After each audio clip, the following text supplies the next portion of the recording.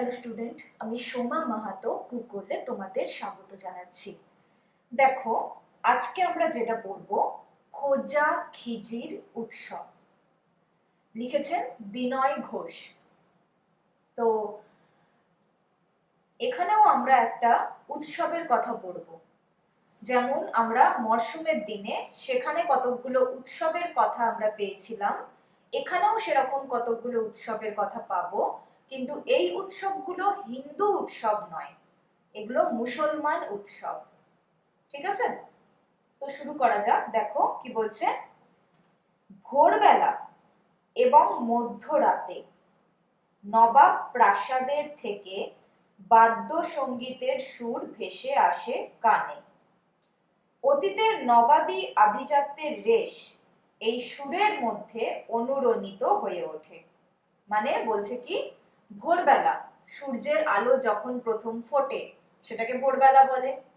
এই ভোরবেলাতে অথবা মাঝরাতে অর্থাৎ রাত 12টার সময় কি হচ্ছে, বলছে নবাব প্রাসাদের থেকে বাদ্য সঙ্গীতের সুর ভেসে আসে কানে। নবাবের একটা প্রাসাদ ছিল, সেই প্রাসাদ থেকে যেন বাদ্যসঙ্গীত ভেসে আসছে। যেন অতীতের নবাবী আভিজাত্যের রেশ এই সুরের মধ্যে অনুরণিত হয়ে ওঠে। অতীতে নবাবী আভিজাত্যের রেশ মানে নবাবদের এই যে অভিজাত বংশের যে চিন্তা ভাবনা, যে ওদের শখ, এই জিনিসগুলো এই সুরের মধ্যে দিয়েই অনুরণিত হয়ে ওঠে। মানে এই যে বাদ্যসঙ্গীত ভেসে আসে, সেই সুর থেকেই আমরা বুঝতে পারি আগেকার দিনের নবাবের কত ঠাট বাট ছিল। ঠিক আছে, তার শখ আহ্লাদ কেমন ছিল, এইটুকুটা বুঝতে পারলে কিনা দেখো। এবার কি বলছে দেখো, নাগড়া, ঢোল, কাড়া নাকাড়া সহযোগে শিঙ্গা, সানাই ইত্যাদি সুরের মিশ্রণ একটি করুণ বিষণ্ণ রাগিনীতে ধ্বনিত হয়ে বাতাসে তরঙ্গায়িত হতে থাকে। ঠিক আছে, তো বলছে কি বাতাসের মধ্যে কোন কোন বাদ্যযন্ত্রের মিশ্রণ এই ধ্বনির উৎপন্ন করে, আন্ডারলাইন করবে।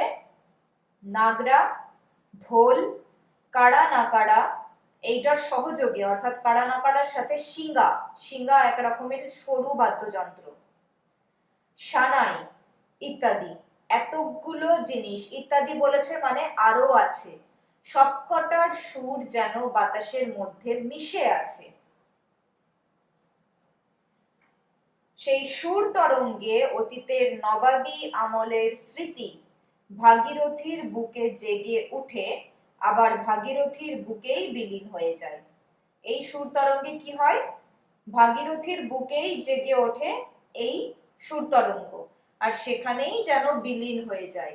ভাগীরথীটা কি, গঙ্গা নদী। পশ্চিমবঙ্গের ওপর দিয়ে গঙ্গা নদী যখন প্রবাহিত হয় সেই অংশটাকে বলা হয় ভাগীরথী। ঠিক আছে, এই গঙ্গা প্রবাহিত হচ্ছে এইখানে ধরো ওয়েস্ট বেঙ্গল। ঠিক আছে, তো এই রকম জায়গায় এসে নদীর একটা পার্ট এদিকে যাচ্ছে আর একটা এই রকম হয়ে যাচ্ছে। ঠিক আছে, এইখানটাই ভাগ হয়ে যাচ্ছে, পশ্চিমবঙ্গের এই যে সরু অংশটা এই জায়গায় এসে গঙ্গা দুটো ভাগে ভাগ হচ্ছে। এইখানে একটা টাইমে ভাগীরথী নাম ছিল, তারপরে গঙ্গা নদীর নাম পুরোটাই গঙ্গা হয়ে যাবে।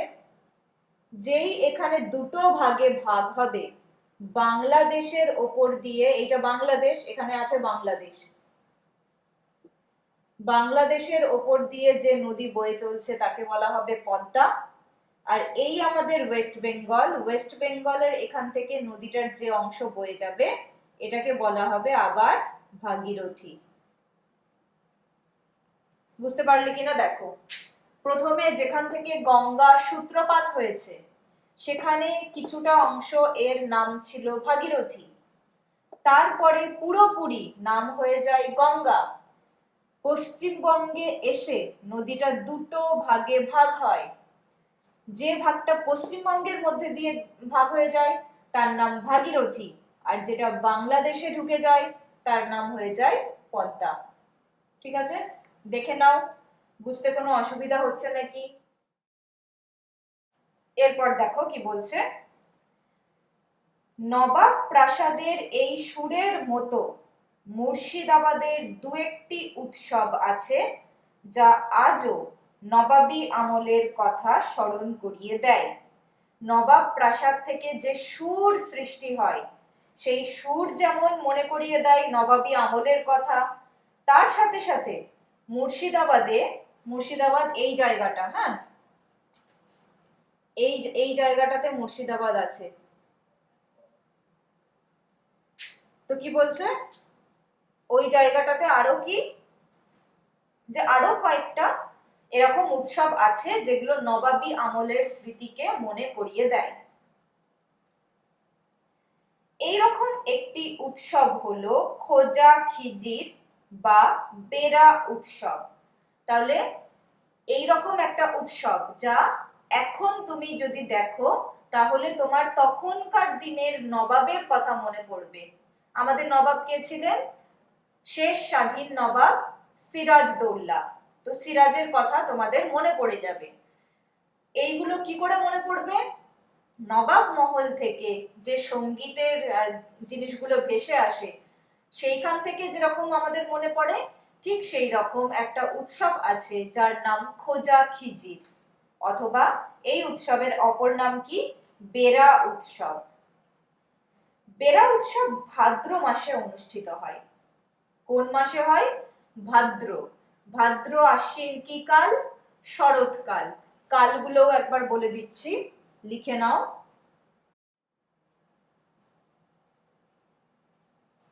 এইখান থেকে এইটুকুর মধ্যে প্রশ্ন আসবে, খোজা খিজির উৎসবের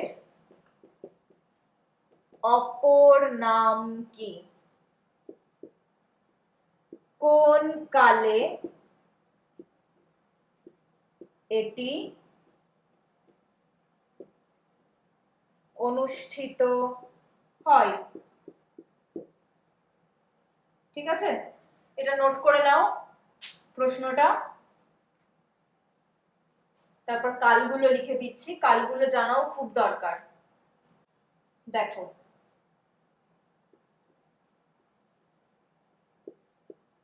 বৈশাখ, জ্যৈষ্ঠ, গ্রীষ্মকাল, আষাঢ়, শ্রাবণ, বর্ষাকাল, ভাদ্র, আশ্বিন, শরৎকাল, কার্তিক, অগ্রহায়ণ, হেমন্তকাল,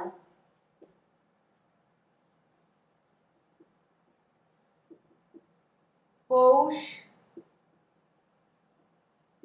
মাঘ, শীতকাল,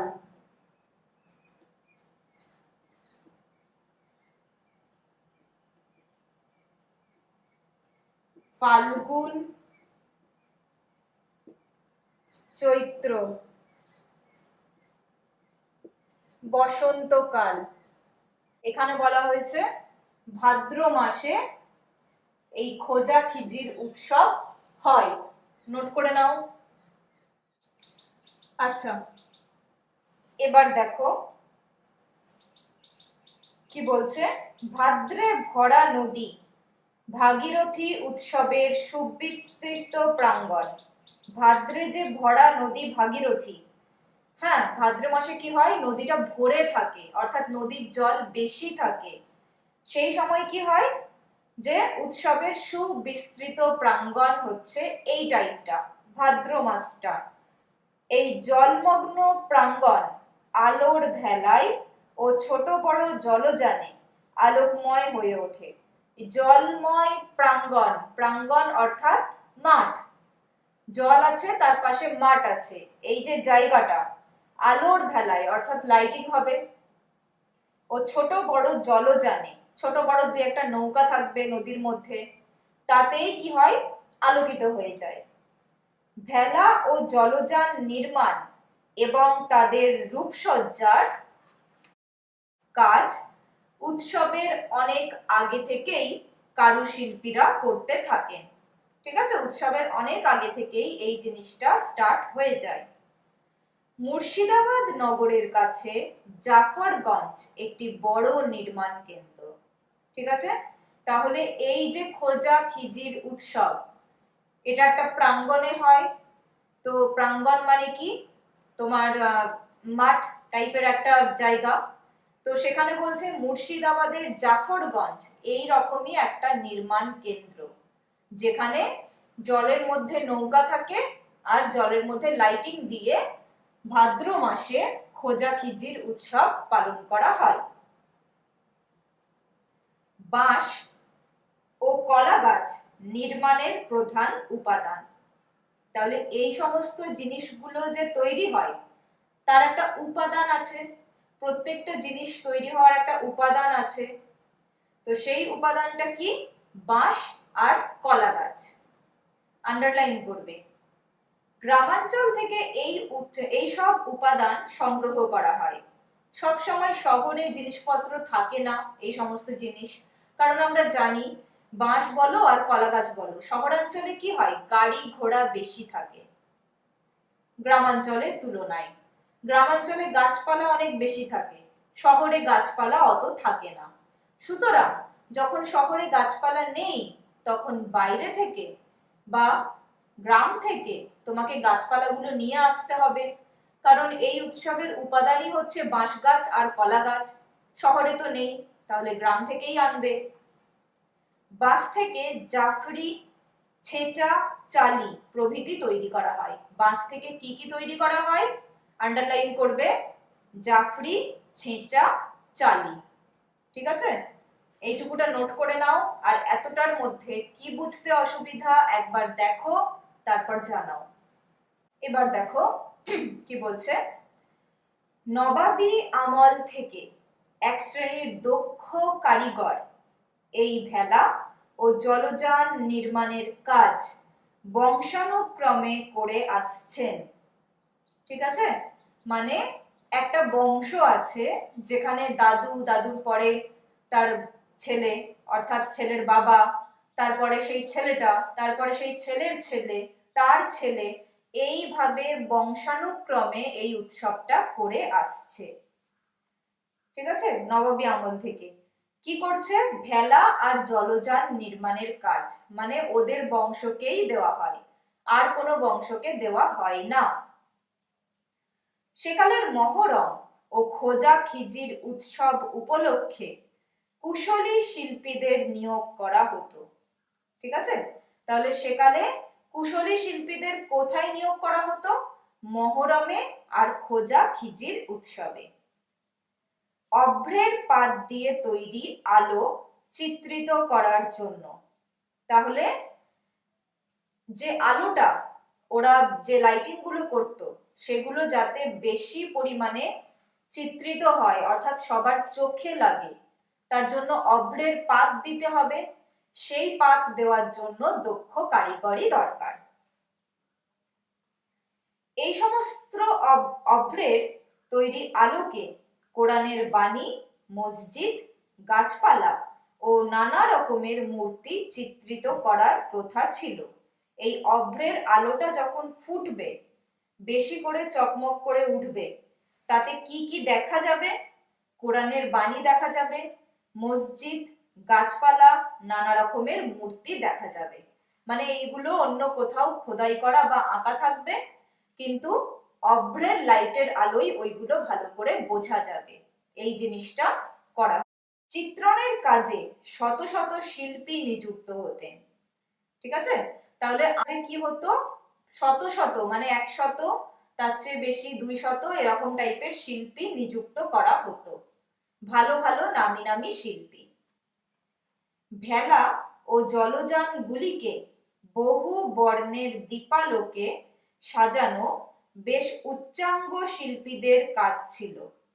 ঠিক আছে, তাহলে ভেলা আর জলযানটাকে সাজানো যার তার কাজ ছিল না, উচ্চাঙ্গ শিল্পী মানে যারা একজন খ্যাতিনামা শিল্পী, যাদের নাম আছে মুর্শিদাবাদে, এই ভেলা আর জলযান নির্মাণের জন্য লোকে তাদেরকেই ডাকে, তারাই কিন্তু এই কাজগুলো করতে পারে ভালো করে। কলা গাছ জলে ভাসিয়ে তার উপর বাঁশ, বাখারি, ছেঁচা চাটাই দিয়ে মিনার, তোরণ, গম্বুজ, নিশান, দুর্গ ইত্যাদির কাঠামো তৈরি করে সাজানো হয়। ঠিক আছে, তাহলে কলা গাছ ভাসিয়ে দিয়ে কিসের কাঠামো হয়? বাঁশ, বাখারি, ছেঁচা চাটাই দিয়ে তোরণ, গম্বুজ, নিশান, দুর্গ, তোরণ, গম্বুজ, নিশান, দুর্গ এই সমস্ত জিনিস তৈরির কাজ হয়। কতগুলি জলযান দ্বিতল ও ত্রিতল রণতরীর মতো করা হতো, মানে জলযানগুলো দোতলা হতো অথবা তিনতলা হতো। নানা রকম রঙিন কাগজ, অভ্র, রাংতা ইত্যাদি দিয়ে জলযানগুলিকে মুড়ে দেওয়া হতো। ঠিক আছে, কি কি দিয়ে মুড়ে দেওয়া হতো? নানা রকম রঙিন কাগজ, যাতে দেখতে সুন্দর লাগে, রাতের বেলা দেখতে খুব সুন্দর লাগবে। আর কি? রাংতা, অভ্র, রাংতা ইত্যাদি দিয়ে জলযানগুলিকে মুড়ে দেওয়া হতো। রাংতাও কিন্তু তাই, রঙিন এক ধরনের প্রলেপ। রূপালী আচ্ছাদনে আবৃত কৃত্রিম ঝাড় লণ্ঠন জলযানে ঝুলিয়ে দেওয়া হতো।